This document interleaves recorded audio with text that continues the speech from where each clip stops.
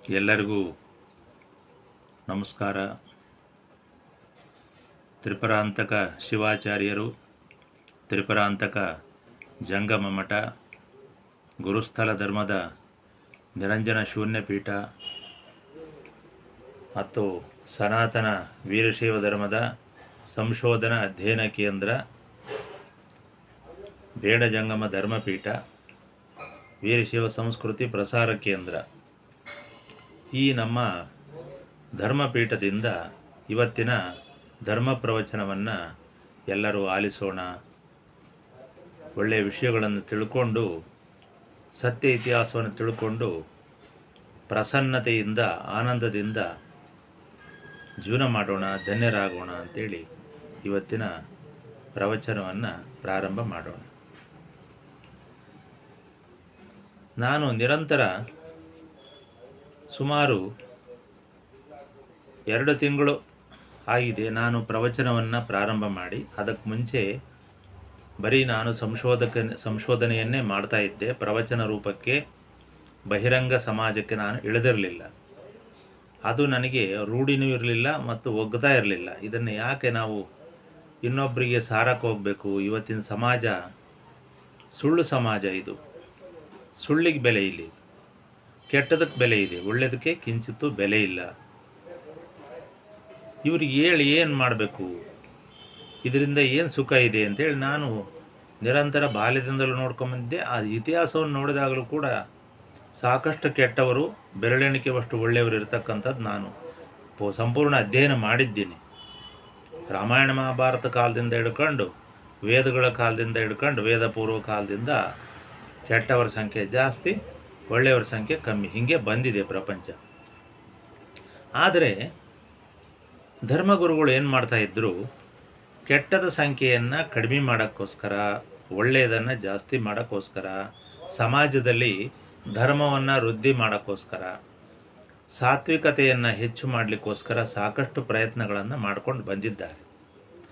ಅದಕ್ಕೆ ಉದಾಹರಣೆಯಾಗಿ ವಿವಿಧ ಧರ್ಮಗಳು ಹುಟ್ಟಿದ್ದು, ಮತಗಳನ್ನು ಖಂಡಿಸಿ ತಮ್ಮ ತಮ್ಮ ಧರ್ಮಗಳನ್ನು ಪ್ರತಿಪಾದನೆಯನ್ನು ಮಾಡಿದ್ದು. ಅದರಲ್ಲಿ ಸಾತ್ವಿಕ ಧರ್ಮ ಮತ್ತು ಕೆಳವರ್ಗದ ಬುಡಕಟ್ಟುಗಳ ಮತಗಳು, ಸಂಪ್ರದಾಯ ಆಚರಣೆಗಳು, ಮೂಢನಂಬಿಕೆಗಳು, ಯಾವುದು ಒಳ್ಳೆಯದು ಯಾವುದು ಕೆಟ್ಟದು ಅಂತಕ್ಕಂಥ ತೀರ್ಮಾನ ಇಲ್ಲದೆ ಸುಮ್ಮನೆ ತಮ್ಮ ದಾರಿಯಲ್ಲಿ ಹೋಗ್ತಕ್ಕಂಥದ್ದು. ಹಲವಾರು ಗುರುಗಳು ಹುಟ್ಟಿದ್ದು. ಬ್ರಾಹ್ಮಣರಲ್ಲೂ ಕೂಡ 3 ರೀತಿ ಆಚಾರ್ಯರು ಹುಟ್ಟಿದ್ದು. ವೀರಶೈವ ಧರ್ಮದಲ್ಲಂತೂ ಸನಾತನ ಕಾಲದಲ್ಲಿ ಧರ್ಮ ಪರಂಪರೆ ಸಾಕ್ಷಾತ್ ಶಿವನಿಂದ ಕೈಲಾಸದಲ್ಲೇ ಹುಟ್ಟಿದೆ ಅಂತಕ್ಕಂಥದ್ದು ಬಹಳ ಹೆಮ್ಮೆ ಪಡತಕ್ಕಂಥ, ಆನಂದವನ್ನು ಪಡತಕ್ಕಂಥ ಮಹತ್ವದ ವಿಚಾರ. ಆದ್ದರಿಂದ ವೀರಶೈವ ಧರ್ಮವನ್ನು ಮಹತ್ತಿನ ಧರ್ಮ, ಮಹತ್ತಿನ ಮಠಗಳ ಧರ್ಮ ಅಂತ ಕರೆದಿದ್ದಾರೆ. ಮಹತ್ತು ಅಂದರೆ ಅಣುವಿಗಿಂತ ಚಿಕ್ಕದು, ಅಂದರೆ ತುಂಬ ಸೂಕ್ಷ್ಮ ಸಂಪ್ರದಾಯದಿಂದ ಹುಟ್ಟಿದಂಥ ಧರ್ಮ ಮಹತ್ತು. ಮಹಾ, ನೀನೇನು ಮಹಾ ಅಂತ ಕರಿತೀವಲ್ಲ, ಹಂಗೆ ನಾವು ಭೌತಿಕವಾಗಿದ್ದರೂ ಕೂಡ ನೀನೇನು ಮಹಾ ಅಂದರೆ ಮಹತ್ತನ್ನು ತೋರುವುದು. ಮಹತ್ತು ಅಂದರೆ ತುಂಬ ಸೂಕ್ಷ್ಮವಾಗಿರತಕ್ಕಂಥ ವಿಷಯ. ಅದು ಈ ಭೌತಿಕ ಸಂಪತ್ತಿಗಿಂತ, ಭೌತಿಕ ವಿಷಯಗಳಿಗಿಂತ ಬಹಳ ಸೂಕ್ಷ್ಮ ರೂಪಿಯಾಗಿದ್ದು. ಇದು ಮಹತ್ತು, ಮಹಾ ಅಂತೇಳಿ. ಇದನ್ನು ದ್ಯಾವ ಪೃಥ್ವಿ ಮಹತ್ತಿನ ಮಠಗಳು ಅಂತ ಗ್ರಂಥಗಳಲ್ಲಿ, ಶಾಸನಗಳಲ್ಲಿ ಕರೆದಿದ್ದಾರೆ. ಇದನ್ನು ಎಲ್ಲರೂ ಕೂಡ ವೀರಶೈವರು ಓದಬೇಕು. ಇನ್ನುಳಿದಿರತಕ್ಕಂಥ ವೀರಶೈವವನ್ನು ವಿರೋಧ ಮಾಡತಕ್ಕಂಥ ಲಿಂಗಾಯತವಾದಿಗಳು ಇದನ್ನು ಓದುವುದಿಲ್ಲ. ಓದಿದರೂ ಕೂಡ ಇದನ್ನು ಮರೆಮಾಚಿ ಹಿಂದಕ್ಕೆ ಹಾಕ್ತಾರೆ. ಯಾಕಂದರೆ ವೀರಶೈವ ಧರ್ಮ ಮುಂದಕ್ಕೆ ಬಂದುಬಿಡುತ್ತೆ, ನಮ್ಮ ಲಿಂಗಾಯತ ಬೇಳೆ ಬೇಯೋದಿಲ್ಲ ಅಂಥೇಳಿ ಇವರು ಇದನ್ನು ಮರೆಮಾಚ್ತಾರೆ. ಮತ್ತು ವೀರಶೈವಕ್ಕೆ ಸಂಬಂಧಪಟ್ಟಂಥ ಯಾವುದೇ ಗ್ರಂಥಗಳು ಸಿಕ್ಕಿದರೆ ಹಾಳು ಮಾಡ್ತಾರೆ. ಆದರೆ ಏನು ಹೇಳ್ತಾರೆ, ನೀವು ವಚನಗಳನ್ನು ಹಾಳು ಮಾಡಿದಿರಿ ಅಂತ ಹೇಳ್ತಾರೆ. ಆದರೆ ಅದು ತಪ್ಪು, ಸುಳ್ಳದು. ವಚನಗಳನ್ನು ರಕ್ಷಣೆ ಮಾಡಿದ್ದೇ ವೀರಶೈವರು. ಇದು ಎಲ್ಲರಿಗೂ ಚೆನ್ನಾಗಿ ಗೊತ್ತಿರಲಿ. ಇದು ಸತ್ಯನಿಷ್ಠುರವಾಗಿರ್ತಕ್ಕಂಥ ಸಂಶೋಧನೆ ಮತ್ತು ಗ್ರಂಥಸ್ಥವಾಗಿರತಕ್ಕಂಥ ಅಗದಿ ಸತ್ಯ ವಿಚಾರ ಇದು. ನೀವು ನಿರಂಜನ ವಂಶ ರತ್ನಾಕರ ಪಂಚಬ್ರಹ್ಮೋದಯ ಭಾಷ್ಯ, ಅನಾದಿ ವೀರಶೈವ ಸಂಗ್ರಹ, ಸ್ವಯಂಭೂ ಆಗಮ ಇತ್ಯಾದಿ ಯಾವುದೇ ಗ್ರಂಥಗಳನ್ನು ನೋಡಿದಾಗ, ಅದರಲ್ಲಿ ರುದ್ರಮುನಿಗಳ ಕಾಲಜ್ಞಾನ ಇವೆಲ್ಲವೂ ನೋಡಿದಾಗ, ಕಲ್ಯಾಣ ಕ್ರಾಂತಿಯ ನಂತರ ಉಳಿದವರು ಈ ವೀರಶೈವ ಜಂಗಮರು. ಯಾಕಂದರೆ ಇವರು ಇವತ್ತಿನವರಲ್ಲ, 12ನೇ ಶತಮಾನದಲ್ಲಿ ಹಿಂಗೆ ಹೋದವರಲ್ಲ. ಹಿಂದಿನಿಂದಲೂ ಇದ್ದಾರೆ, ಮುಂದೆ ಇದ್ದಾರೆ, ಈಗಲೂ ಇದ್ದಾರೆ. ಕಲ್ಯಾಣ ಕ್ರಾಂತಿ ಆದ ಕೂಡಲೇ ರೇವಣಸಿದ್ಧರು ಬಿಜ್ಜಳನ ರಾಜಗುರುಗಳಾಗಿದ್ದರು. ಅವರಿಗೇನು ಕಲ್ಯಾಣ ಕ್ರಾಂತಿಯಿಂದ ಯಾವುದೇ ಬಾಧೆ ತಟ್ಟಲಿಲ್ಲ. ಯಾಕಂದರೆ ಅವರು ತ್ರಿಪುರಾಂತಕ ಮಠದಲ್ಲಿ ಸ್ಥಾನಾಚಾರ್ಯರಾಗಿದ್ದರು. ಅವರ ಸ್ಥಾನ ಭದ್ರವಾಗಿತ್ತು. ಅವರ ಮಗ ರುದ್ರಮುನಿಗಳು ಕಲ್ಯಾಣದ ಶರಣರ ಜೊತೆ ಕೈ ಜೋಡಿಸಿದ್ರು ಕೂಡ ಆತನಿಗೆ ಸ್ವಲ್ಪ ತೊಂದರೆ ಆಗುತ್ತೆ ಅಂತಕ್ಕಂಥ ದೂರದೃಷ್ಟಿಯಿಂದ ಇವರು ಅವನನ್ನು ಕಲ್ಯಾಣದ ಶರಣರು ಕೊಟ್ಟಂಥ ಶೂನ್ಯ ಪೀಠವನ್ನು, ಯಾಕಂದರೆ ರುದ್ರಮುನಿ ಬ್ರಹ್ಮಚಾರಿ ಆಗಿದ್ದರಿಂದ ಅವನಿಗೆ ಶೂನ್ಯ ಜಂಗಮ ಪಟ್ಟ ಬಂದಿತ್ತು. ಆದ್ದರಿಂದ ಅವರೇನು ಮಾಡಿದರು, ಆತನನ್ನು ಕರ್ಕೊಂಡು ಬಂದು ದಕ್ಷಿಣಕ್ಕೆ ಬಂದು ಶಿವಗಂಗೆಯಲ್ಲಿ ಮತ್ತೆ ಗುರುಪಟ್ಟವನ್ನು ಕಟ್ತಾರೆ ಅಂತಕ್ಕಂಥದ್ದು. ಅಲ್ಲಿಂದ ಮತ್ತೆ ಕಲ್ಯಾಣದ ಕ್ರಾಂತಿಯ ನಂತರ ನಡೆದ ಬಿಜ್ಜಳನ ಸೈನಿಕರಿಗೂ ಮತ್ತು ಶರಣರಿಗೂ ನಡೆದಂಥ ಯುದ್ಧದಲ್ಲಿ ರುದ್ರಮುನಿಗಳು ಚನ್ನಬಸವಣ್ಣನ ಲಿಂಗೈಕ್ಯದ ನಂತರ ಅಕ್ಕನಾಗಮ್ಮನ ಜೊತೆ ಅಪ್ಪಣ್ಣ, ನುಲಿಯ ಚಂದ ಇವರೆಲ್ಲರೂ ಕೂಡ ರಂಭಾಪುರಿ ಪೀಠಕ್ಕೆ ಬರ್ತಾರೆ ಅಂತಕ್ಕಂಥದ್ದು ಐತಿಹಾಸಿಕವಾಗಿರತಕ್ಕಂಥ ವಿಷಯ, ಸತ್ಯ. ಅದಕ್ಕೋಸ್ಕರ ಅಕ್ಕನಾಗಮ್ಮನ ಸಮಾಧಿ ರಂಭಾಪುರಿ ಹತ್ತಿರದಲ್ಲಿ ಈ ತರೀಕೆರೆ ತಾಲೂಕಿನಲ್ಲಿ ನಂದಿಹಳ್ಳಿ ಅಂತಕ್ಕಂಥ ಗ್ರಾಮದಲ್ಲಿ, ಎಣ್ಣೆಹೊಳೆ ನಾಗಲಾಪುರ ಅಂತಕ್ಕಂಥ ಗ್ರಾಮದಲ್ಲಿ ಈಗಲೂ ಕೂಡ ಇದೆ. ಇವೆಲ್ಲ ಶರಣರು ಮತ್ತು ಗುರುಗಳು, ಆಚಾರ್ಯರು ಒಟ್ಟಿಗೆ ವಾಸ ಮಾಡ್ತಾ ಇದ್ರು ಅಂತಕ್ಕಂಥದಕ್ಕೆ ಒಂದು ಕುರುಹು. ಇದನ್ನು ನೋಡಿಯೂ ಕೂಡ ಯಾತಕ್ಕೋಸ್ಕರ ಅಕ್ಕನಾಗಮ್ಮ ರಂಭಾಪುರಿ ಪೀಠಕ್ಕೆ ಬಂದು ಶೂನ್ಯ ಪೀಠದ ಪಟ್ಟವನ್ನು ರುದ್ರಮುನಿಗಳಿಗೆ ಯಾಕೆ ಕಟ್ಟಿದರು? ಅಲ್ಲೇನು ಅನಿವಾರ್ಯ ಪ್ರಸಂಗ ಇತ್ತು? ಹಾಗಾದರೆ ಬೇರೆ ಯಾರೂ ಸಿಗಲಿಲ್ವೇ? ಶೂನ್ಯ ಪೀಠದ ಪಟ್ಟವನ್ನು ಕಟ್ಟಲಿಕ್ಕೆ ಸಿದ್ದರಾಮಣ್ಣ ಇದ್ನಲ್ಲ, ಯಾಕೆ ಕಟ್ಟಲಿಲ್ಲ ಅವನಿಗೆ ಅಂತ ಕೇಳಿದರೆ, ಸಿದ್ದರಾಮಣ್ಣ ಈಗಾಗಲೇ ಸೊಲ್ಲಾಪುರಕ್ಕೆ ಹೋಗ್ಬಿಟ್ಟಿದ್ದ. ಕಲ್ಯಾಣ ಕ್ರಾಂತಿಯನ್ನು ನೋಡಿ ತನ್ನ ಸ್ವಸ್ಥಾನಕ್ಕೆ ಹೋಗಿದ್ದ. ರೇವಣಸಿದ್ಧರ ವರಪ್ರಸಾದದಿಂದ ಹುಟ್ಟಿರ್ತಕ್ಕಂಥ ಪುತ್ರನಾದ ಸಿದ್ದರಾಮನು ಈ ಶೂನ್ಯ ಪೀಠದ ಪಟ್ಟಕ್ಕೆ ಒಪ್ಪದೆ ಇದನ್ನು ಅಲ್ಲೇ ಇರತಕ್ಕಂಥ ರುದ್ರಮುನಿಗಳಿಗೆ ಕೊಟ್ಟುಬಿಡಿ, ವಹಿಸಿಬಿಡಿ ಅಂತ ಹೇಳ್ತಾನೆ. ಹೀಗಿದ್ದರೂ ಕೂಡ, ಇಂಥ ಸಾಕಷ್ಟು ಸಾಕ್ಷ್ಯಾಧಾರಗಳು ಇದ್ದರೂ ಕೂಡ ಇವರೇನು ಮಾಡ್ತಾರೆ, ಈಗಿನ ಎಲ್ಲ ದಾಖಲೆಗಳು ಇದ್ದರೂ ಕೂಡ ಅಲ್ಲಿ ತ್ರಿಪುರಾಂತಕ ಮಠ ಇದ್ದಿದ್ದು ನಿಜ, ತ್ರಿಪುರಾಂತಕ ಲಿಂಗ ದೇವಸ್ಥಾನ ಇದ್ದಿದ್ದು ನಿಜ, ರೇವಣಸಿದ್ಧರು ಅಲ್ಲಿ ಶರಣರಿಗಿಂತ ಮೊದಲೇ ಅಲ್ಲಿದ್ದಿದ್ದು ನಿಜ, ಬಿಜ್ಜಳನ ರಾಜಗುರುಗಳಾಗಿದ್ದಿದ್ದು ನಿಜ, ರುದ್ರಮುನಿ ಇದ್ದಿದ್ದು ನಿಜ, ಅವನು ಕಾಲಜ್ಞಾನ ಬರೆದಿದ್ದು ನಿಜ, ಶರಣರ ತತ್ವವನ್ನು ಪ್ರಸಾರ ಮಾಡಿದ್ದು ನಿಜ, ಶೂನ್ಯ ಪೀಠವನ್ನು ಒತ್ತು ತಾನು ಶರಣ ಧರ್ಮವನ್ನು ಶ್ರೀಶೈಲ ಮತ್ತು ಬೇರೆ ಬೇರೆ ಕಡೆ ಪ್ರಚಾರ ಮಾಡಿದ್ದು ನಿಜ. ಕಂಚಿಗೆ ಹೋಗಿ ಎಲ್ಲ ಜಾತಿ ಜನಾಂಗಗಳ ಜನರನ್ನು ಕರೆಸಿ ಸಮಾಜವೆಲ್ಲ ಒಂದೇ ಅಂತಕ್ಕಂಥ ಅಲ್ಲಿ ಕೂಡ ಲಿಂಗಧಾರಣೆ ಇತ್ಯಾದಿ ಕಾರ್ಯಕ್ರಮಗಳನ್ನು ಮಾಡಿ ಅದಕ್ಕೆ ಸಂಬಂಧಪಟ್ಟ ರುದ್ರಭಾರತ ಅಂತ ಗ್ರಂಥವನ್ನು ಬರೆದಿದ್ದು ನಿಜ. ಬೇಕಾದಷ್ಟು ಇತಿಹಾಸ ಇದೆ. ಹೀಗಿದ್ದರೂ ಕೂಡ ಮತ್ತೆ ಕಲ್ಯಾಣದಲ್ಲಿ ತ್ರಿಪುರಾಂತಕ ಲಿಂಗದ ಸಾಕ್ಷಿಯಾಗಿ ಕುರುಬರ ತಗರ ಪವಾಡವನ್ನು ವೀರಶೈವಾಚಾರ್ಯ ರೇವಣಸಿದ್ಧರು ನಡೆದಿದ್ದು ಅದು ಇದೆ. ಈಗಲೂ ಕೂಡ ಇವತ್ತಿಗೂ ಕೂಡ ಆ ತ್ರಿಪುರಾಂತಕ ಮಠ ಇದೆ, ಅಲ್ಲಿ ಸ್ವಾಮಿಗಳು ಕೂಡ ಇದ್ದಾರೆ. ಅದೇ ಮಠದಲ್ಲಿ ಆ ಮಠಕ್ಕೆ ಸಂಬಂಧಪಟ್ಟಂಥ ಮರಿದೇವರು ಅಂತ ಮರಿದೇವರ ಗದ್ದಿಗೆ ಮರಿದೇವರ ಮಠ ಅಂತ ಹೇಳ್ತಾರೆ. ಆ ಮಠದವರೇ, ಈಗಿನ ರೇವಣಸಿದ್ಧರ ಮಠದವರೇ ಶರಣರಿಗೆ ಲಿಂಗಧಾರಣೆಯನ್ನು ಮಾಡ್ತಾ ಇದ್ದರು ಅಂತಕ್ಕಂಥದ್ದು ಕೂಡ ನಿಜವಾಗಿರ್ತಕ್ಕಂಥದ್ದು. ಅದರ ಪಾರಂಪರಿಕವಾಗಿ ಬೆಳೆದು ಬಂದ ಶೂನ್ಯ ಪೀಠದ ಚಿತ್ರದುರ್ಗ ಮಠದಲ್ಲೂ ಕೂಡ ಇತ್ತೀಚಿನವರೆಗೂ ಕೂಡ ರಾಮಗಿರಿಯ ಕರಸಿದ್ದೇಶ್ವರರ ಮಠದ ವದಗಿರಿ ಮಠದ ಪಟ್ಟದ್ದೇವರು ಮುರುಘಾ ಮಠದಲ್ಲಿ ಲಿಂಗಧಾರಣೆ ದೀಕ್ಷೆಯನ್ನು ಮಾಡ್ತಾಯಿದ್ರು ಗುರುಪಟ್ಟದವರವರು. ಇವರು ವಿರಕ್ತ ಪಟ್ಟದವರಾದ್ದರಿಂದ ಇವರಿಗೆ ದೀಕ್ಷೆಯನ್ನು ಕೊಡತಕ್ಕಂಥ ಅಧಿಕಾರ ಇಲ್ಲ ಅಂತಕ್ಕಂಥ ಸಾಂಪ್ರದಾಯಿಕವಾಗಿ ವದಗಿರಿ ಮಠದ ಪಟ್ಟದ ಸಿದ್ಧಲಿಂಗ ಸ್ವಾಮಿಗಳು ಮಾಡ್ತಾಯಿದ್ರು. ಅವರು ಇತ್ತೀಚಿನವರೆಗೂ ಬದುಕಿದ್ರು ಅಂತಕ್ಕಂಥದ್ದು ನಮಗೆ ಇವತ್ತು ಕೂಡ ಭೌತಿಕವಾಗಿ ಸಿಗ್ತಾ ಇದೆ. ಇನ್ನೇನು ಬೇಕು ನಿಮಗೆ? ಚಿತ್ರದುರ್ಗ ಮುರುಘಾ ಮಠದ ಮಠದಲ್ಲಿ ಅವರು ಲಿಂಗ ಕೊಡ್ತಾ ಇರಲಿಲ್ಲ. ರಾಮಗಿರಿಯ ಶಾಖಾ ಮಠವಾಗಿರ್ತಕ್ಕಂಥ ವದಗಿರಿ ಪಟ್ಟದ ಮಠದಲ್ಲಿ ಪಟ್ಟದ ಸಿದ್ಧಲಿಂಗ ಸ್ವಾಮಿಗಳು ಇತ್ತೀಚಿನವರೆಗೂ ಲಿಂಗಧಾರಣೆ ಮಾಡ್ತಾಯಿದ್ರು. ಅಂದರೆ ಇದನ್ನು ನೀವು ಯಾವ ರೀತಿ ತಿಳ್ಕೊತೀರಿ?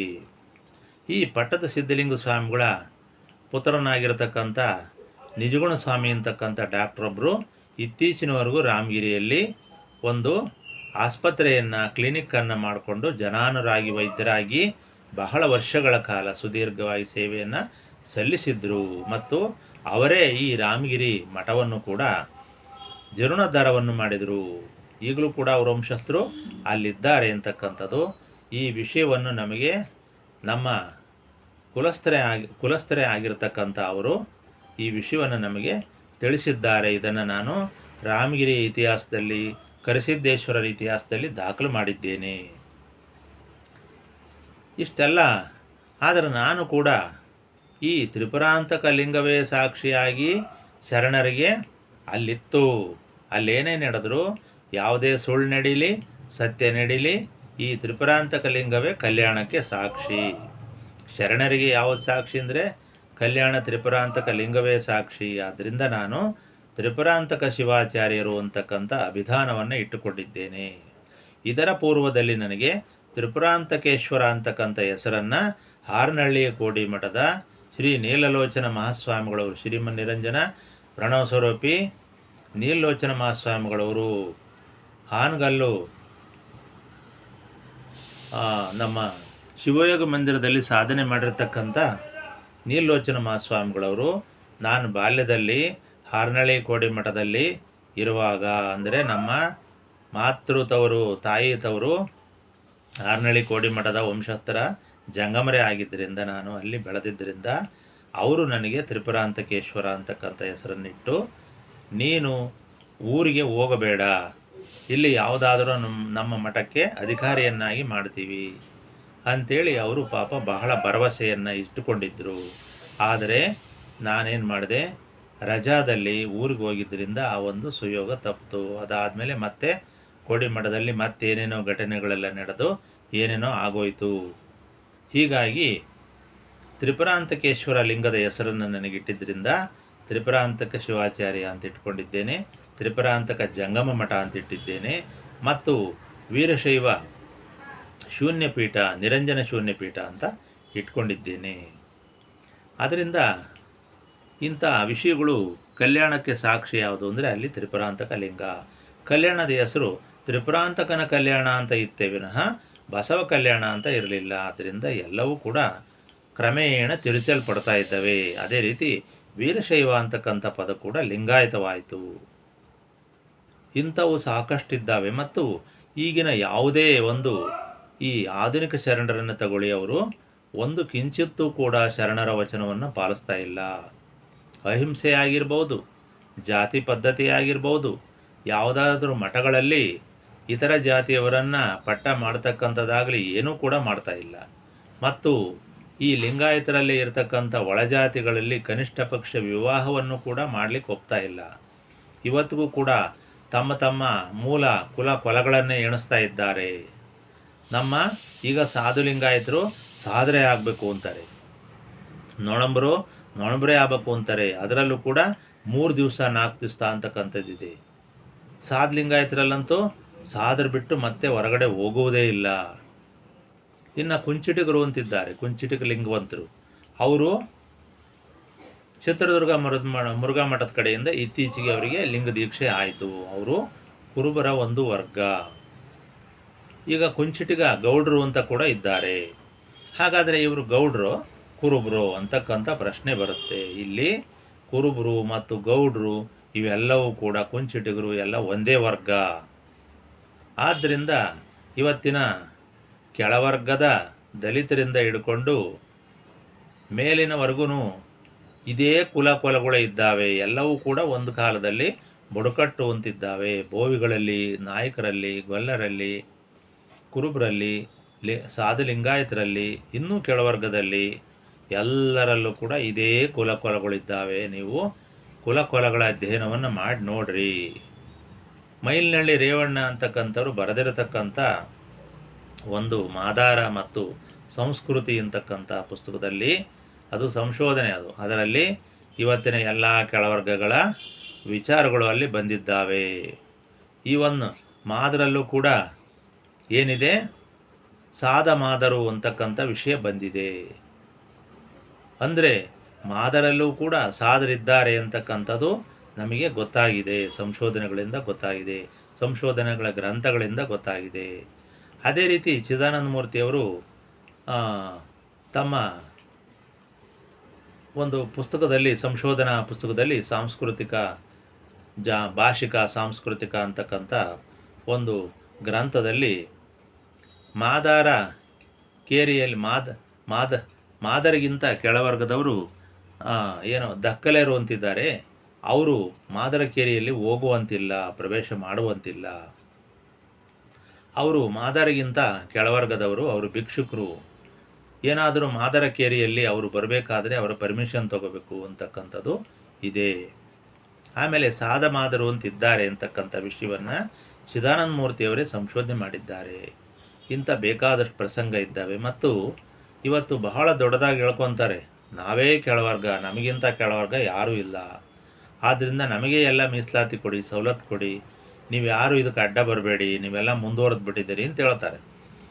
ಕೇವಲ ಲಿಂಗವನ್ನು ಕಟ್ಕೊಂಡು ಕೂಡಲೇ ಮುಂದುವರೆದ್ರು ಅಂತ ಅವರ ಲೆಕ್ಕ ಮತ್ತು ಸರ್ಕಾರದ ಲೆಕ್ಕ. ಆದರೆ ಲಿಂಗ ಹಾಕೋಣದ ಕೂಡಲೇ ಮುಂದುವರಿಯೋದಾಗಿದ್ದರೆ ಎಲ್ಲರೂ ಲಿಂಗವನ್ನೇ ಹಾಕ್ಕೋಬೋದಾಯಿತು, ಸರ್ಕಾರದಿಂದ ಯಾವುದೇ ಮೀಸಲಾತಿ ಸವಲತ್ತನ್ನು ಪಡೀಲಿಕ್ಕೆ ಹೋಗಬಾರ್ದಿತ್ತು. ಇದು ಲಿಂಗ ಅಷ್ಟು ಎಲ್ಲರನ್ನೂ ಕೂಡ ಆ ರೀತಿ ಮರುಳುಗೊಳಿಸ್ತಾ ಇದೆ. ಲಿಂಗ ಜಾತಿಯನ್ನು ಅಳಿಸ್ಲಿಕ್ಕೆ ಲಿಂಗ ಬಹಳ ದೊಡ್ಡ ಸಾಧನ ಅಂತೇಳಿ ಶರಣರು ಅದೇ ಕೆಲಸ ಮಾಡಿದ್ರು. ಆದರೆ ಮೂಲತಃ ಲಿಂಗ ಎಲ್ಲ ಶಿವಭಕ್ತರದೇ.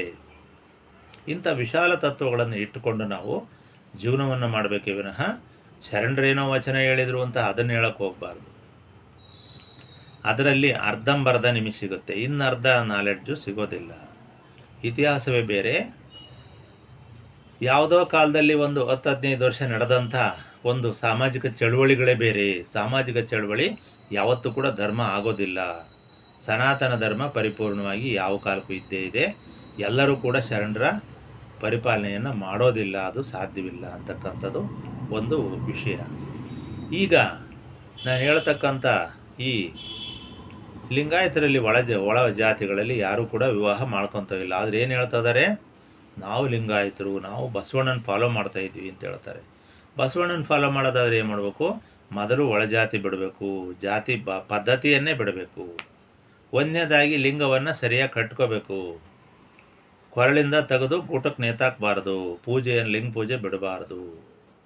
ಲಿಂಗವಂತರಲ್ಲಿ ನೀವು ಸಂಬಂಧವನ್ನು ಮಾಡಬೇಕು. ಅದೇ ರೀತಿ ಕೆಳವರ್ಗದವ್ರನ್ನು ಕೂಡ ನೀವು ಲಿಂಗವಂತರು ಮಾಡ್ಕೋಬೇಕು. ಆಮೇಲೆ ಜಾತಿ ಇಲ್ದಂಗೆ ನೀವು ವಿವಾಹ ಮಾಡ್ಕೋಬೇಕು. ಇದೇ ಕಾರಣಕ್ಕೋಸ್ಕರ ಬಸವಣ್ಣವರು ಮಧುವರ್ಸನ ಮಗಳಿಗೂ ಮತ್ತು ಅರಳಯ್ಯನ ಮಗನಿಗೂ ಮದುವೆ ಮಾಡಿದ್ರು. ಹಂಗೆ ನೀವು ಕೂಡ ಮಾಡಬೇಕು. ಹಂಗೆ ಮಾಡಿದ್ರೆ ಮಾತ್ರ ನೀವು ಬಸವಣ್ಣನ ಫಾಲೋವರ್ಸ್ ಆಗ್ತೀರಿ, ಇಲ್ಲಾಂದ್ರೆ ಆಗಲ್ಲ ನೀವು. ಸುಮ್ಮನೆ ಆಮೇಲೆ ಅದು ಎಲ್ಲ ಇರಲಿ, ನಾವು ಇದನ್ನು ಕ್ವಶನ್ ಮಾಡೋಕ್ಕೆ ಹೋಗ್ತಿರಲಿಲ್ಲ, ಯಾರೇನಾರು ಮಾಡ್ಕೊಳ್ಳಿ ಅಂತ ಸುಮ್ಮನಿದ್ವಿ. ನೀವೇನು ಮಾಡಿದಿರಿ, ಜಂಗಮರನ್ನು ಅತಿರೇಕದವರೆಗೂ ಬೈತಾ ಬಂದಿರಿ. ನಮಗೆ ಸಿಟ್ಟು ಬಂತವಾಗ. ನಾವು ಯಾಕೆ ಕೇಳಬೇಕು ಇವ್ರ ಪುರಾಣನ? ಶರಣರು ಬಂದಿರ್ಬೋದು, ವಚನ ಹೇಳಿರ್ಬೋದು, ಏನೇ ಆಗಿರ್ಬೋದು, ಇವ್ರಿಗೂ ನಮಗೂ ಏನು ಸಂಬಂಧ? ನಮಗೆ ಯಾಕೆ ಬೈಬೇಕು ಇವರು? ಯಾವುದೋ ಶರಣರು ಯಾವುದೋ 800-900 ವರ್ಷ ಕಾಲದಲ್ಲಿ ನಡೆದಂಥ ವಿಷಯ ತಂದು ನಮಗೆ ಕೊರಳಿ ಕಟ್ಟಕ್ಕೆ ಬಂದರೆ ನಾವೇನು ಕೇಳ್ತೀವಿ? ನಮಗೂ ಅದಕ್ಕೂ ಏನು ಸಂಬಂಧ? ನಾವೇನು ಮಾಡ್ತೀವಿ? ನಿಮಗೆ ತಿರುಗಿ ಬಿದ್ದು ನೀವು ಇದನ್ನು ಮಾಡಿರಿ ಫಸ್ಟು ಅಂತ ಹೇಳ್ತೀವಿ ನಾವು. ಕ್ವಶನ್ನು ನಾವು ಇಷ್ಟು ದಿವಸ ಸುಮ್ಮನಿದ್ವಿ ನಾವು. ಯಾಕಂದರೆ ಸಮಾಜದಲ್ಲಿ ನಾವು ಇದ್ವಿ, ಅವರು ಇದ್ದರು, ಮತ್ತು ಯಾವತ್ತೂ ಇರಬೇಕು, ಅದಕ್ಕೆ ಸುಮ್ಮನಿದ್ವಿ ನಾವು. ಆದರೆ ನೀವಿನ್ನು ಏನು ಮಾಡ್ತಾ ಇದ್ದೀರಾ? ಅತಿರೇಕಕ್ಕೆ ಹೋಗ್ತಾ ಇದ್ದೀರಾ. ಏನು ಶರಣರು ಹೇಳಿದ್ದಾರೆ ಅದಕ್ಕೆ ವಿರುದ್ಧ ಹೋಗ್ತಾ ಇದ್ದೀರಾ. ಅವ್ರ ಮಾಂಸ ತಿನ್ನಬೇಡ್ರಿ ಅಂತೇಳಿದ್ರೆ ನೀವು ಅದನ್ನೇ ತಿಂತೀರಿ. ನೀವು ಬವಿಗಳ ಸಂಘ ಮಾಡಬಾರ್ದು ಅಂತೇಳಿ ನೀವು ಅದನ್ನೇ ಮಾಡ್ತೀರಿ. ನಿಮ್ಮ ಲಿಂಗಾಯತವಾದಕ್ಕೆ ಮುಸ್ಲಿಮರನ್ನು ಸೇರಿಸ್ಕೊಂಡಿದ್ದೀರಿ, ಕ್ರಿಶ್ಚಿಯನ್ರು ಸೇರಿಸ್ಕೊಂಡಿದ್ದೀರಿ. ಅವ್ರು ಬಂದು ನಮಗೆ ಬುದ್ಧಿ ಹೇಳಕ್ಕೆ ಬಂದರೆ ಎಷ್ಟೋ ಜನಗಳು ಮುಸ್ಲಿಮರಲ್ಲೀಗ ವೀರಶೈವರಿಗೆ ಅಡ್ಡ ಬಂದುಬಿಟ್ಟು ಫೇಸ್ಬುಕ್ಕಲ್ಲಾಗಿರ್ಬೋದು, ಬೇರೆ ವಿಷಯದಲ್ಲಾಗಿರ್ಬೋದು, ಸಭೆ ಸಮಾರಂಭದಲ್ಲಾಗಿರ್ಬೋದು, ಅವರು ನಮಗೆ ಬುದ್ಧಿ ಹೇಳಕ್ಕೆ ಬಂದರೆ ಖಂಡಿತ ಅವರು ಬಸವಣ್ಣನ ತತ್ವಕ್ಕೆ ಯೋಗ್ಯರ? ನಿಮಗೇನಾರ ಮಾನ ಮರ್ಯಾದೆ ಇದೆಯಾ? ಹೇಳಿದಾರಲ್ಲ ಶರಣರು, ಭವಿಸಂಗ ಮಾಡಬಾರ್ದು, ಶಿವಜನ್ಮದಲ್ಲಿ ಹುಟ್ಟಿ ಕೊಲೆ ಜನ್ಮಕ್ಕೆ ಹೋಗಬಾರ್ದು, ಅವರ ಸಂಘ ಮಾಡಬಾರ್ದು ಅಂತ ಬಹಳ ದೈನ್ಯದಿಂದ ಹೇಳಿದ್ದಾರೆ. ಹಿಂಸೆಯನ್ನು ಮಾಡಬಾರ್ದು ಅಂತೇಳಿ ಹೇಳಿದ್ದಾರೆ. ಯಜ್ಞ ಯಾಗಾದಿಗಳಲ್ಲಿ ಬಲಿಯನ್ನು ಖಂಡಿಸ್ತೀರಿ ವಿನಃ ಯಜ್ಞವನ್ನೇ ಖಂಡಿಸಲಿಲ್ಲ ಅವರು. ಯಜ್ಞ ಮಾಡಿಕೊಳ್ರಿ, ನೀವು ಸೌಮ್ಯ ಯಜ್ಞ ಮಾಡಿರಿ. ಬೆಂಕಿ ಪಂಚಭೂತದಲ್ಲಿ ಒಂದು, ಅದಕ್ಕೇನು ಯಾರ ಅಪ್ಪಣೆ ಬೇಕಿಲ್ಲ. ಹವಿಸ್ಸನ್ನು ಕೊಡ್ರಿ, ಬೇರೆ ರೀತಿಯಾಗಿರ್ತಕ್ಕಂಥ ತುಪ್ಪ ತೈಲಾದಿಗಳನ್ನು, ದವಸ ಧಾನ್ಯಗಳನ್ನು ಕೊಡಿ. ಪ್ರಕೃತಿ ಕೊಟ್ಟಿದೆ, ಪ್ರಕೃತಿಗೆ ನಾವು ಕಾಣಿಕೆಯಾಗಿ ಮತ್ತೆ ಕೊಡ್ತೀವಿ. ಬೀಜ ಬಿತ್ತಿದರೆ ಹೇಗೆ ಬೆಳೆಯಾಗುತ್ತಾ ಹಂಗೆ ಅದುವೇ ಯಜ್ಞ. ಯಜ್ಞ ಸಂಸ್ಕೃತಿ ಏನು ಕೆಟ್ಟದಲ್ಲ. ಅಲ್ಲೇನು ಪ್ರಾಣಿಯನ್ನು ಬಲಿ ಕೊಡೋಂಗಿಲ್ಲ, ದವಸ ಧಾನ್ಯಗಳನ್ನು ಬಲಿ ಕೊಡ್ಬೋದು. ಅದೇ ರೀತಿಯಾಗಿ ಪ್ರಾಣಿಗಳನ್ನು ನೇರವಾಗಿ ನೀವು ತಿನ್ನೋಂಗಿಲ್ಲ. ಕೇಳಿ ಮಂಕದಿಣ್ಣೆಗಳೇ, ಮಂಕದಿಣ್ಣೆಗಳು ನೀವು ಭೂಮಿಯಲ್ಲಿ ಬೆಳೆದಿರ್ತಕ್ಕಂಥ ದವಸ ಧಾನ್ಯಗಳನ್ನು ತಿನ್ನಲಿಕ್ಕೆ ನಿಮಗೆ ಅಧಿಕಾರ ಇದೆ. ಪ್ರಾಣಿಗಳನ್ನು ತಿನ್ನಲಿಕ್ಕೆ ನಿಮಗೆ ಕಿಂಚಿತ್ತೂ ಅಧಿಕಾರ ಇಲ್ಲ, ಕೊಲ್ಲಲಿಕ್ಕೂ ಅಧಿಕಾರ ಇಲ್ಲ. ಇದು ಯಜ್ಞ ಅಂತಂದರೆ ಇದು ನಿಜವಾದ ಯಜ್ಞ.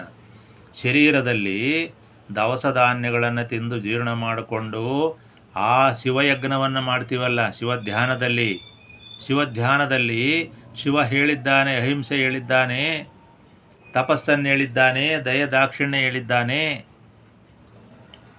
ಧ್ಯಾನವನ್ನು ಹೇಳಿದ್ದಾನೆ, ಯೋಗವನ್ನು ಹೇಳಿದ್ದಾನೆ, ಸೌಮ್ಯತೆ ಹೇಳಿದ್ದಾನೆ, ಶಾಂತಿಯನ್ನು ಬೋಧಿಸಿದ್ದಾನೆ ಅಂತ ಕರುಣೆ ಹೇಳಿದ್ದಾನೆ. ಇಂಥ ಮಾನವೀಯ ಮೌಲ್ಯಗಳನ್ನು ಶಿವ ಹೇಳಿದ್ದಾನೆ ಅಂತಕ್ಕಂಥದ್ದನ್ನು ಯಾಕೆ ಯೋಗಿಯ ಕುಂತಿದ್ದಾನೆ ಹಿಮಾಲಯದಲ್ಲಿ ತಪಸ್ವಿಯಾಗಿ ಅಂತೇಳಿ ಇದನ್ನು ತಿಳ್ಕೊಳ್ಳಿ. ಶರಣರು ಹೇಳ್ತಾರೆ ಅವನು ಎಡ್ಡ ಅದು ಗುಡ್ಡ ಅಂತ. ಅದು ಬಿಡಿ ನೀವು, ನಮಗೂ ತಲೆ ಇದೆ, ನಾವು ಯೋಚನೆ ಮಾಡಿದ್ದೀವಿ. ನಿಜವಾಗಲೂ ಇದು ನಿಜವಾ ಅಂತ ನಾನು ಯೋಚನೆ ಮಾಡಿದ್ದೀನಿ? ಖಂಡಿತ ಅಲ್ಲ. ಯಜ್ಞ ಯಾಗಾದಿಗಳ ಬಗ್ಗೆನೂ ನಾನು ಬಹಳ ವಿಸ್ತೃತವಾಗಿ ಬಹಳ ಆಳವಾಗಿ ಅಧ್ಯಯನ ಮಾಡಿದ್ದೇನೆ.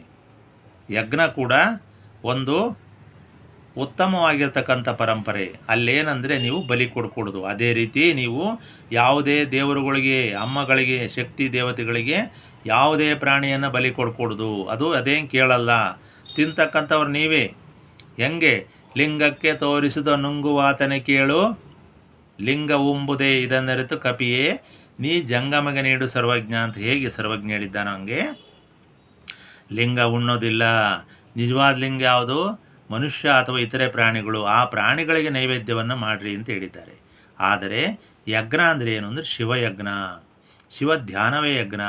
ನೀನೇನು ಊಟ ಮಾಡ್ತೀಯ ಅದು ಯಜ್ಞೇಶ್ವರ ಒಳಗಿರ್ತಕ್ಕಂಥ ಒಂದು ಜಠರಾಗ್ನಿ ಇದೆಯಲ್ಲ, ಆ ಅಗ್ನಿ ಅದು ನಿಜವಾದ ಯಜ್ಞ ಅಂತ ಹೇಳಿದ್ದಾರೆ.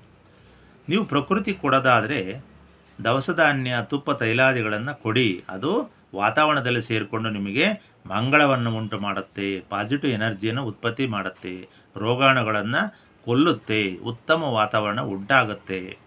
ಅದರಿಂದ ನಿಮ್ಮ ಜೀವನವೂ ಹಸನಾಗತ್ತೆ, ಪ್ರಕೃತಿ ವಾತಾವರಣ ಚೆನ್ನಾಗಿರುತ್ತೆ, ಅಟ್ಮಾಸ್ಫಿಯರ್ ಚೆನ್ನಾಗಿರುತ್ತೆ ಅಂತ ಹೇಳಿದರೆ ವಿನಃ ನೀವು ಅಲ್ಲಿಯೂ ಕೂಡ ವೈದಿಕ ಯಜ್ಞ ಕೂಡ ತಪ್ಪು ಅಂಥೇಳಿ ಅದನ್ನು ಖಂಡಿಸಿದ್ದಾರೆ. ಅದು ಒಳ್ಳೆಯದೇ. ಇವತ್ತು ಯಾರೂ ಕೂಡ ಆ ರೀತಿ ಬಹಿರಂಗದಲ್ಲಿ ಯಾರೂ ಪ್ರಾಣಿಯನ್ನು ಬಲಿ ಕೊಟ್ಟು ಯಜ್ಞ ಮಾಡತಕ್ಕಂಥ ಬ್ರಾಹ್ಮಣರು ಯಾರೂ ಇಲ್ಲ, ಎಲ್ಲೂ ಇಲ್ಲ. ನೀವು ಹೇಗೆ ಬಸವಣ್ಣ ಹೆಸರು ಹೇಳ್ಕೊಂಡು ಕದ್ದು ಮುಚ್ಚಿ ತಿಂತೀರಾ, ಬಹಿರಂಗವಾಗಿ ಬಂಡ ಸವಾಲು ಹಾಕಕ್ಕೆ ನಿಂತಿದ್ದೀರಾ, ಹಂಗೆ ಅವತ್ತು ನಡೆದಿದೆ. ನಿಮ್ಮ ಜೀವನ ಬೇರೆ, ಅವ್ರ ಜೀವನ ಬೇರೆ ಏನಲ್ಲ. ನಿಮ್ಮದೇನು ಹೊಗಳಕ್ಕೇನು ಯಾವುದೂ ಇಲ್ಲ ನಿಮಗೆ, ಅವ್ರನ್ನ ತೆಗೊಳಕ್ಕೂ ಏನೂ ಇಲ್ಲ. ಅದೇ ರೀತಿ ವೀರಶೈವ ಜಂಗಮರನ್ನು, ಧರ್ಮವನ್ನು ಬೋಧನೆ ಮಾಡಿರ್ತಕ್ಕಂಥ ವೀರಶೈವ ಜಂಗಮರನ್ನು ಕೂಡ ಬೊಗಳಲಿಕ್ಕೆ, ತೆಗೊಳ್ಳಿಕ್ಕೆ ನಿಮಗೆ ಯಾವುದೇ ರೀತಿ ಅಧಿಕಾರ ಇಲ್ಲ. ಅವರು ಕೂಡ ಮನುಷ್ಯರೇ. ಅದ್ಯಾವುದೋ ವಚನ ಹಾಕಿದ್ದ ನಿನ್ನೆ, ಅಯ್ಯ ಪಟ್ಟದಯ್ಯಗಳು ಹಾಗೆ ಮಾಡಿದರು, ಹೀಗೆ ಮಾಡಿ. ನೀವು ಮಾಡಿಲ್ವೇ? ಹೇಳ್ತಿನ ದೇವರಿಗೆ ಎಂಡ ಕುಡಿಯ ಪೂಜಾರಿ ಅಂತೆ. ನಿಮಗೆ ಅಂತಾರೆ ಸಿಗ್ತಾರೆ? ಏನಾರು ಸಿಕ್ಕಿರ್ಬೋದು. ನಿಮ್ಮ ಐಗಳು ಹೆಂಗದಾರೆ ಇವತ್ತು ನೋಡ್ಕೊಂಡಿದ್ದೀರಾ? ಬೇರೆ ಬೈಯಕ್ಕೊಂದು ಸಾಧನವಾಗಿ ಇಟ್ಕೊಂಡಿದ್ದೀರಲ್ಲ. ವೀರಶೈವ ಜಂಗಮರನ್ನು 16,000 ವರ್ಷಗಳಿಂದ ಧರ್ಮವನ್ನು ಕಾಪಾಡಿಕೊಂಡು ಬಂದು ಶರಣರ ವಚನಗಳನ್ನು ಉಳಿಸಿ, ಶೂನ್ಯ ಪೀಠವನ್ನು ಉಳಿಸಿ, ಹರದನಹಳ್ಳಿಯಲ್ಲಿ ರೇವಣಸಿದ್ದರು ನಿರಂಜನ ಗಣೇಶ್ವರನಿಗೆ ಕರೆಸಿ ಶ್ರೀಶೈಲದಿಂದ ತಮ್ಮ ಶಿಷ್ಯ ಆ ಒಂದು ಶೂನ್ಯ ಪೀಠದ ಪಟ್ಟವನ್ನು ಕಟ್ಟಿ ಅಲ್ಲಿಂದ ಉಳ್ಕೊಂಡು ಬಂದು ಸಿದ್ಧಲಿಂಗರ ಕಾಲದಿಂದ ಮತ್ತೆ ಅದು ಚಿತ್ರದುರ್ಗ ಕಡೆ ಬಂದು ಹರಪನಹಳ್ಳಿಯಲ್ಲಿ ಕಟ್ಟಿಗೆಳಿ ಸಿದ್ಧಲಿಂಗರಿಂದ ಬೆಳೆದು ಅದು ಮತ್ತೆ 4-5 ಕಾವಲುಗಳಾಗಿ ದುರ್ಗದಲ್ಲಿ ಒಂದು ಮಠ ಉಳಿತು. ಈಗ ನೀವು ಬಾವುಟ ಹಿಡ್ಕೊಂಬಿಟ್ಟು ಶೂನ್ಯಪೀಠ ಅಂತ ಹೇಳ್ತೀರಿ. ಆದರೆ ಏನು ಮಾಡಿದಿರಿ? ಆ ಶೂನ್ಯಪೀಠವನ್ನೇ ನಿರ್ನಾಮ ಮಾಡಿದಿರಿ. ನಿಮ್ಮ ವಿಕೃತ ಮನಸ್ಸುಗಳು ಹೆಂಗಿದ್ದಾವೆ ಅಂತಂದರೆ ಭಾಳ ನೀಚವಾಗಿದ್ದಾವೆ. ನೀವು ಯಾವ ರೀತಿಯೂ ಶೂನ್ಯಪೀಠವನ್ನು ಸಮರ್ಥನೆ ಮಾಡಿಕೊಳ್ಳಲಿಕ್ಕೆ ನಿಮಗೆ ಯಾವಾಗೊಂದು ಕಿಂಚಿತ್ತೂ ಯೋಗ್ಯತೆ ಕೂಡ ಇಲ್ಲ. ಏನು ಮಾಡ್ತೀರಿ? ಯಾವ ಪೀಠ ಹಾಳಾದ್ರೇನು ನಾವು ಮೆರಿಬೇಕು ಅಂತ ಹೇಳ್ತೀರಿ. ಇಂಥ ಒಂದು ಧೂರ್ತತನವನ್ನು ಇಟ್ಕೊಂಡು ನೀವು ಯಾವುದೇ ಕಾರಣಕ್ಕೂ ಶರಣರ ಧರ್ಮವನ್ನು ಯಾವ ಕಾಲಕ್ಕೂ ಉದ್ಧಾರ ಮಾಡೋಕ್ಕೆ ಸಾಧ್ಯವಿಲ್ಲ. ಯಾಕಂದರೆ ನಿಮ್ಮಲ್ಲಿರ್ತಕ್ಕಂಥ ನೀಚ ಗುಣಗಳನ್ನು ಮೊದಲು ಬಿಡಿ. ಶರಣರು ಹೇಳಿದ್ದನ್ನು ಪರಿಪಾಲನೆ ಮಾಡಿ. ಅವರು ಹೇಳಿದ್ದಾರೆ ಜಾತಿಯನ್ನು ಬಿಡಿ ಅಂತ ಹೇಳಿದ್ದಾರೆ. ನೀವೇನು ಮಾಡಿದ್ದೀರಿ? ಇವತ್ತವರೆಗೂ ಜಾತಿ ಮಠಗಳಲ್ಲಿ ಬೇರೆ ಜಾತಿಯವರನ್ನು ತಂದು ಸ್ವಾಮಿಗಳನ್ನು ಮಾಡಿದ್ದೀರಾ? ಇಲ್ಲ. ಮುಂದೆ ಮಾಡ್ತೀರಾ? ಇಲ್ಲ. ಅದು ನಿಮ್ಮ ಜನ್ಮದಲ್ಲೇ ಸಾಧ್ಯವಿಲ್ಲ. ಶರಣರು ಹೇಳಿದರು ಬೇರೆ ಜಾತಿಯಲ್ಲಿ ಮದುವೆ ಮಾಡ್ಕೊಳ್ಳಿ ಅಂತ. ನೀವು ಮಾಡಿದಿರಾ? ಇಲ್ಲ. ಹಿಂದಿನಿಂದಲೂ ಮಾಡಿಲ್ಲ. ನಾವು 12ನೇ ಶತಮಾನದಲ್ಲಿ ಲಿಂಗಾಯತರಾದ್ವಿ ಅಂತ ಹೇಳ್ತೀರಿ. ನೀವು ಯಾವ್ಯಾವ ಕಾಲದಲ್ಲಿ ಆದ್ವಿ ನಮಗೂ ಕೂಡ ಗೊತ್ತಿದೆ. ಚರಿತ್ರೆ ಯಾರು ಮುಚ್ಚಿಡೋಕ್ಕೆ ಸಾಧ್ಯವಿಲ್ಲ. ಬರೀ ಗ್ರಂಥನೇ ಓದಿ ತಿಳ್ಕೋಬೇಕು ಅಂತೇನಿಲ್ಲ. ಮನಸ್ಸು ಕೂಡ ಒಂದು ದೊಡ್ಡ ಗ್ರಂಥ. ಮನಸ್ಸು ದೊಡ್ಡ ಶಾಸನ. ಅದಕ್ಕಿಂತ ಎಲ್ಲ ಸಂಶೋಧನೆಗಳು ಮನಸ್ಸಿನಿಂದ ಆಗಿದ್ದಾವೆ, ಮನುಷ್ಯನಿಂದ ಆಗಿದ್ದಾವೆ. ನೀವು ಶಾಸನದ ಆಧಾರ ಕೊಡ್ರಿ, ಆ ಗ್ರಂಥ ಆಧಾರ ಕೊಡ್ರಿ, ಅದನ್ನು ತಾಂಬ ಇದು ತಾಂಬ ಅಂದರೆ ನೀವೇ ಯೋಚನೆ ಮಾಡಿ. ಯಾವ ಶಾಸನ ಎಲ್ಲಿ ಬಿದ್ದಿರುತ್ತೆ? ನಿಮ್ಮ ಮನಸ್ಸಿಗೆ ಗೊತ್ತಾಗಲ್ವ? ನೀವು ಮನುಷ್ಯರಲ್ವ? ಶರಣರು ಖಂಡಿತ ನಿಮಗೆ ಮಾಂಸ ತಿನ್ನೋಕೆ ಹೇಳಿದಾರ? ಲಿಂಗ ಕಟ್ಕೊಂಡು ಮಾಂಸ ತಿಂತು ಅಂತ ಹೇಳಿದಾರ? ಒಂದೇ ಒಂದು ವಚನ ತರ ನೋಡೋಣ ಎಲ್ಲಿ? ನಿಮಗೆ ಯಾವುದು ನಿಜವಾದ ಧರ್ಮ ಅಂತಲೇ ಗೊತ್ತಿಲ್ಲ. ಇವತ್ತು ಹಿಂಗೆ ಹಾಳು ಮಾಡ್ತಾ ಇದ್ದೀರಾ. ಮುಸ್ಲಿಮ್ರನ್ನ ಕ್ರಿಶ್ಚಿಯನ್ನ ಜೊತೆಗೆ ಇಟ್ಕೊಂಡು ಇವತ್ತು ವೀರಶೈವ ಧರ್ಮವನ್ನು, ಲಿಂಗ ಧರ್ಮವನ್ನು ಹಾಳು ಮಾಡೋಕ್ಕೆ ಬಂದಿರ. ಲಿಂಗ ಅಂದರೆ ಏನು ಅಂತ ಗೊತ್ತಿಲ್ಲ, ಲಿಂಗ ಆಯತ ಗೊತ್ತಿಲ್ಲ. ವೀರಶೈವವನ್ನು ಲಿಂಗಾಯತ ಮಾಡೋದು, ಶಿವಾಯತವನ್ನು ಬಸವಾಯತ ಮಾಡೋದು, ಹಿಂಗೆ ಮಾಡ್ತಾ ಬಂದಿದ್ದೀರ. ಕೈಲಾಸವನ್ನು ಬಿಟ್ಬಿಟ್ಟು ಕಲ್ಯಾಣ ಮಾಡೋದು, ಇಂಥ ಒಂದು ಪ್ರವೃತ್ತಿಗಿಳಿದಿದ್ದೀರಿ. ಇಂಥ ನೇರ ನಿಮ್ಮ ಒಂದು ಸಂಕುಚಿತ ದೃಷ್ಟಿಗಳು ನಿಮ್ಮನ್ನು ಯಾವತ್ತೂ ಕೂಡ ಕಾಪಾಡಲ್ಲ. ಇದು ನಿಮ್ಮ ಒಂದು ಕೆಟ್ಟ ಜನ್ಮ. ಇದು ಒಳ್ಳೆ ಜನ್ಮ ಅಂತೂ ಅಲ್ಲ. ಯಾವುದಾದ್ರು ಮನುಷ್ಯ ಕೆಟ್ಟದ್ದು ಮಾಡಿದರೆ ಅವನು ಇನ್ನೊಂದು ಜನ್ಮ ಎತ್ತಬೇಕಾಗುತ್ತೆ. ಯಾಕಂದರೆ ಅವನು ಒಂದು ಸಲ ಕೆಟ್ಟ ಸಂಕಲ್ಪವನ್ನು ಮಾಡಿದರೆ ಅದು ಅವನ ಜನ್ಮ ಅಜನ್ಮ ಪರ್ಯಂತ ಬಾಧಿಸಿ ಅವನಿಗೆ ಸನ್ಮುಕ್ತಿಯನ್ನು ಕೊಡುವುದಿಲ್ಲ. ಆದ್ದರಿಂದ ನೀವು ಮಾಡ್ತಕ್ಕಂಥ ಎಲ್ಲವನ್ನು ಕೂಡ ನಾವು ಪ್ರಶ್ನೆ ಮಾಡಲಿಕ್ಕೆ ನಿಂತಿದ್ದೀವಿ. ಯಾಕಂದರೆ ನಮ್ಮನ್ನು ಪ್ರಶ್ನೆ ಮಾಡೋದು ಬಿಡಿ, ನಾವು ಸುಮ್ಮನೆ ಆಗ್ಬಿಡ್ತೀವಿ. ಈಗ ನಮ್ಮಲ್ಲಿ ಏನು ಉಳುಕು ಕಂಡಿಡಿದ್ದೀರಿ ನೀವು?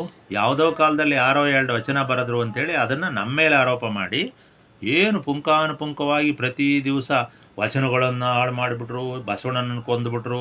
ಬಸವಣ್ಣನನ್ನು ಕೊಂದವರು ಯಾರು ಅಂತ ಪ್ರಶ್ನೆ ಆಗ್ತಾನೊಬ್ಬ. ಇನ್ನೊಬ್ಬ ವಚನಗಳನ್ನು ಸುಟ್ಟವರು ಯಾರು ಅಂತ ಆಗ್ತಾನೆ. ನಿನಗೆ ಗೊತ್ತಾ ಯಾರು ಸುಟ್ಟಿದ್ರು ಯಾರು ಮಾಡಿದ್ರು? ನಿನಗೆ ಗೊತ್ತಾ? ನಿಮಗೆ ನೀವಿದ್ದರೆ ಆವಾಗ ಹೋಗಲಿ, ನಿಮ್ಮ ಅಪ್ಪರಿದ್ರೆ. ಇಂಥ ಅಧಿಕ ಪ್ರಸಂಗಿತನವನ್ನು ಪ್ರಶ್ನೆ ಮಾಡ್ತಾ ಇದ್ದೀವಿ ನಾವು. ಯಾಕೆ ಸುಮ್ಮನಿರ್ಬೇಕು ನಾವು? ಏನು ನಿಮ್ಮಿಂದ? ನೀವು ಒಳ್ಳೆಯರಾಗಿ ಸಮಾಜದಲ್ಲಿ ಎಲ್ಲರೂ ಒಂದು ಅಂತ ಹೋದರೆ ನಾವು ಹೋಗ್ತೀವಿ. ನಾವ್ಯಾಕೆ ನಿಮಗೆ ನೀವು ಹೇಳ್ದಂಗೆ ಕೇಳಬೇಕು? ಏನು ಅಧಿಕಾರ ಇದೆ ನಮ್ಮ ಮೇಲೆ ನಿಮಗೆ? ಅದಕ್ಕೆ ನಾವು ನಿಮ್ಮನ್ನು ಪ್ರಶ್ನೆ ಮಾಡ್ತೀವಿ. ಮೊದಲು ಬಿಡ್ರಿ, ನೀವು ಏನಾರ ತಿಂದ್ಕೊಳ್ರಿ. ಅದು ನಮ್ಮ ಸುದ್ದಿ ಎತ್ಕೊಡೋದು ನೀವು. ಅದು ನಮ್ಮ ಪ್ರಶ್ನೆ. ನಮ್ಮದು ನಿಜವಾದ ಧರ್ಮ, ನಮ್ಮದು ಮೂಲ ಧರ್ಮ ನಮ್ಮದು. ಕಲ್ಯಾಣದಲ್ಲಿ ತ್ರಿಪುರಾಂತಕ ಲಿಂಗದ ವಿಷಯನೇ ಬಿಡ್ತೀರ ನೀವು. ನೀವು ಹೇಳಿದ್ಕೆಲ್ಲ ತಲೆ ಅಲ್ಲಾಡ್ಸ್ಕೊಂಬರಕ್ಕ ನಾವಿರೋದಿಲ್ಲಿ. ಇವತ್ತು ಬ್ರಾಹ್ಮಣರಿದ್ದಾರೆ, ಹೋಗ್ರಿ ನೋಡೋಣ ಅವ್ರ ಹತ್ರ ಒಂದು ಇದನ್ನು ಮುಟ್ರಿ ನೋಡೋಣ, ಒಂದು ಕೂದಲ ಏನಾಗುತ್ತೆ ನೋಡ್ರಿ ನಿಮ್ಮ ಪರಿಣಾಮ. ಇಷ್ಟೆಲ್ಲ ಸಂಖ್ಯೆ ಇದ್ದೀರಲ್ಲ, ಏನು ಕಿಸದ ದಬ್ಬ ಹಾಕಿದ್ದೀರಿ? ಒಳ್ಳೊಳ್ಳೆ ಆಯ್ಕಟ್ಟೆ ಹುದ್ದೆಗಳೆಲ್ಲ ಅವರಿದ್ದಾರೆ, ಒಳ್ಳೊಳ್ಳೆ ಅಧಿಕಾರದಲ್ಲಿದ್ದಾರೆ. ಇಲ್ಲಿ ನೆಗದಾಡ್ತೀರ. ಏನು ದಬ್ಬ ಹಾಕಿದಿರಿ? ಪುನೀತ್ ಕೆರೆಹಳ್ಳಿ ಒಳ್ಳೆ ಕೆಲಸ ಮಾಡ್ತದಾನೆ. ಯಾರು ಸಪೋರ್ಟ್ ಕೊಟ್ಟಿದ್ದೀರಿ? ನೀವು ನಿಜವಾಗ್ಲೂ ಶರಣರ ಅಲ್ಲ. ಮಾಂಸ ತಿನ್ನೋಕ್ಕೆ ಏನು ನಿಮಗೆ ಬರ ಬಂದಿತ್ತ? ನಿಮಗೆ ಅನ್ನ ಆಹಾರ ಇಲ್ವಾ? ನಿಮಗೆ ಮುದ್ದೆ ಕೊಟ್ಟಿಲ್ವಾ? ಯಾಕೆ ಭೂಮಿಗಳಿಲ್ವಾ? ಬೆಳಕನ್ನು ತಿನ್ನೋಕೆ ಏನಾಯ್ತು? ಯಾವುದೋ ಪ್ರಾಣಿಗಳು ತಿಂತವೆ. ಹುಲಿ ಸಿಂಹಗಳು ಬೇಟೆಯಾಡೇ ತಿನ್ಬೇಕು. ಅವೇನು ಬೇಸಾಯ ಮಾಡೋಕ್ಕೆ ಬರುತ್ತೆ? ನಿಮಗೆ ಬುದ್ಧಿ ಏನಾಗಿದೆ ಅಂದರೆ ಬುದ್ಧಿ ಇರೋರನ್ನ ಪ್ರಶ್ನೆ ಮಾಡೋಕ್ಕೆ ಬರ್ತಾ ಇದ್ದೀರ. ನಮಗೆ ಬುದ್ಧಿ ಕಳ್ಕೊಂಡಿಲ್ಲ ವೀರಶೈವ ಜಂಗಮರು ಯಾವತ್ತೂ. ಇದು ಇಂಥ ಒಂದು ಸೂಕ್ಷ್ಮ ಧರ್ಮದ ವರ್ಗ, ಇದು ಮಹತ್ತಿನ ಮಠಗಳು ಅಂತ ನಾನು ಹೇಳ್ತಾನೇ ಬಂದಿದ್ದೇನೆ. ಒಂದು ಜೀರೋದಿಂದ ಬಂದಿರತಕ್ಕಂಥದ್ದು. ಇದು ವೀರಶೈವ ಧರ್ಮಪೀಠಗಳು ಜೀರೋದಿಂದ ಬಂದಿರತಕ್ಕಂಥವು. ಬಹಳ ಸೂಕ್ಷ್ಮ ಧರ್ಮಗಳು. ಯಾರೂ ಇರಲಿಲ್ಲ. ಜಂಗಮ ಹುಟ್ಟಕ್ಕಿಂತ ಮುಂಚೆ ಜಗತ್ತಿರಲಿಲ್ಲ. ಆದ್ದರಿಂದ ಇವತ್ತಿನ ಒಂದು ಬೇಕಾದಷ್ಟಿದೆ ವಿಷಯ. ಪ್ರತಿ ದಿವಸ ಮಾತಾಡೋಣ. ಸಾಕು ಇವತ್ತಿಗೆ 30 ನಿಮಿಷಗಳ ವಿಡಿಯೋ. ಇದನ್ನೇ ಸುಧಾರಿಸ್ಕೊಳ್ಳಿ ಅಂತ ಹೇಳ್ತಾ ಇವತ್ತಿನ ವಿಡಿಯೋವನ್ನು ಮುಕ್ತಾಯ ಮಾಡೋಣ.